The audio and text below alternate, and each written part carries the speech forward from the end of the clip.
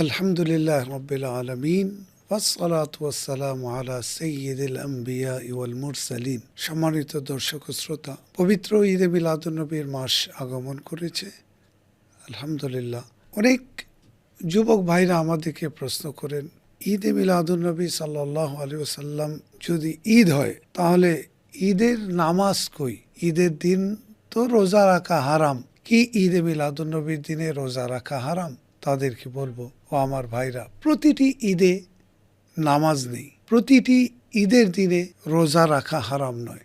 আসুন, আমরা ছোট থেকে শুনে এসেছি পবিত্র জুমার দিন আমাদের জন্য ঈদের দিন। যখন আমরা একেবারে বাল্যকালে, তখন থেকে এটা আমরা জানি। বড় হয়ে আমরা যখন হাদিস শরীফ পেলাম, নবী পাক সাল্লাল্লাহু তাআলা আলাইহি ওয়াসাল্লামা জুমার দিন সম্পর্কে ইরশাদ করেন, ইন্না হাযা ইয়াউমু ঈদিন জাআলাহু আল্লাহু লিল মুসলিমিন। নিশ্চয়ই জুমার দিনকে আল্লাহ তাআলা ঈদের দিন বানিয়েছেন মুসলমানদের জন্য। ফামান জাআ ইলাল জুমআতি ফালিয়াগতাসিল। যে জুমার নামাজের জন্য মসজিদে আসবে, জুমার জন্য আসবে, সে যেন গোসল করে নেয়। ইলা আখিরি হাদাল হাদিস। শেষ পর্যন্ত আরও লম্বা হাদিস রয়েছে নবী পাক সাল্লাল্লাহু তাআলা সাল্লাম। ভাই, আপনাকে বলবো, যারা বলছেন এটা যদি ঈদের দিন হয় তাহলে নামাজ কোথায়? আপনাকে বলি, জুমার দিন ঈদের দিন রাসূল পাক ঘোষণা করেছেন। কি আপনি সকালবেলা জুমার দিন ঈদগাহে নামাজ আদায় করেছেন? উত্তর আসবে না।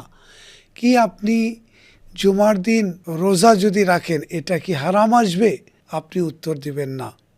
এটাই বাস্তব। কাজেই জুমার দিন ঈদের দিন রাসূল পাক তার নুরানি জাবানে ঘোষণা করেছেন। এই জন্য ঈদ হওয়ার পরেও আমরা কেউ সকালবেলা ঈদগাহে গিয়ে নামাজ পড়ি না। এই জন্য যারা অবান্তর, নিজেকে মহাজ্ঞানী মনে করে এই যুক্তি পেশ করেন, ঈদ হলে তো নামাজ হবে, কই জুমার দিন ঈদের দিন, কই রাসূল পাক তো নামাজের জন্য বলেননি, তাহলে কি ঈদ নয় এটা?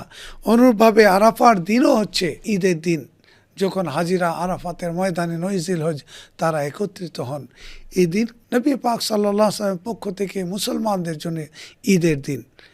হযরত উমর ইবনে খাত্তাব রাদিয়াল্লাহু তাআলাকে এক ইহুদি এসে বলল, হুজুর, আজকের দিন আল্লাহ তাআলা দ্বীনকে পরিপূর্ণ করেছেন। যখন আয়াত নাজিল হলো, আল ইয়াউমা আকমালতু লাকুম দীনাকুম, আমাদের উপরে আয়াত নাজিল হলে আমরা এটাকে ঈদের দিন গ্রহণ করতাম।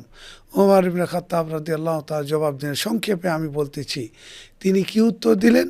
এটা বুখারী ও মুসলিমের মধ্যে এই হাদিস রয়েছে। তিনি উত্তর দিলেন, নাযালাত ফি ইয়াউমিল জুমআতি ওয়া ইয়াউমিল আরাফা। এই ইহুদি, এই আয়াত যেদিন নাজিল হলো, এই